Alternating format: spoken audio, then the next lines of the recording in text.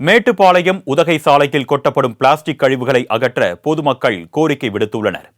இதுகுறித்த கூடுதல் விவரங்களை எமது செய்தியாளர் ஜாஃபர் சாதிக் வழங்க நாம் கேட்கலாம். வணக்கம் ஜாஃபர் சாதிக், பொதுமக்களுடைய குற்றச்சாட்டு கோரிக்கைகள் என்னென்ன விவரங்கள்? வணக்கம் அருணேஷ். மேற்கு தொடர்ச்சி மலைப்பகுதியை ஒட்டியுள்ள மேட்டுப்பாளையம் பகுதியில் எண்ணற்ற உயிரினங்கள் வாழ்ந்து வருகின்றன. குறிப்பாக யானை, மான், கரடி, சிறுத்தை, புலி, காட்டுப்பன்றி போன்ற விலங்குகள் வசித்து வருகின்றன. இதில் யானைகளின் எண்ணிக்கையே அதிகமாக உள்ளது. குறிப்பாக தமிழ்நாடு, கேரளா, கர்நாடகா ஆகிய 3 மாநிலங்களை இணைக்கும் மேற்கு தொடர்ச்சி மலைப்பகுதிகளில் கடந்த சில மாதங்களாகவே காட்டு யானைகளின் நடமாட்டம் அதிக அளவில் உள்ளது.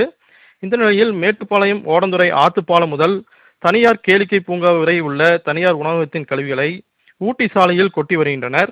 இதனால் இரவு நேரங்களில் அந்த வழியாக வரும் யானைகள், மான், காட்டுப்பன்றி போன்ற வனவிலங்குகள் குப்பையில் உள்ள பிளாஸ்டிக் கழிவுகளை தின்றுவிட்டு சாலையை கடக்கும் போது அவ்வழியே வரும் வாகனங்கள் மோதி விபத்து ஏற்பட்டு உயிர் பலி ஏற்பட்டு வருகிறது. அதேபோல் வனவிலங்குகளும் இந்த பிளாஸ்டிக் கழிவுகளை தின்னுவதால் வனவிலங்குகளின் உயிர்களுக்கும் ஆபத்து ஏற்பட்டு வருகிறது. மேலும் அப்பகுதியில் துர்நாற்றம் வீசுவதால் நோய் தொற்று பரவும் அபாயம் உள்ளதாகவும், எனவே வனத்துறை மற்றும் ஊராட்சி நிர்வாகம் தகுந்த நடவடிக்கை எடுத்து சாலை ஓரத்தில் குப்பை கொட்டுவதை தடுத்து நிறுத்தி நடவடிக்கை எடுக்க வேண்டும் என்று அப்பகுதி பொதுமக்கள் கோரிக்கை வைத்து வருகின்றனர். அருணேஷ்.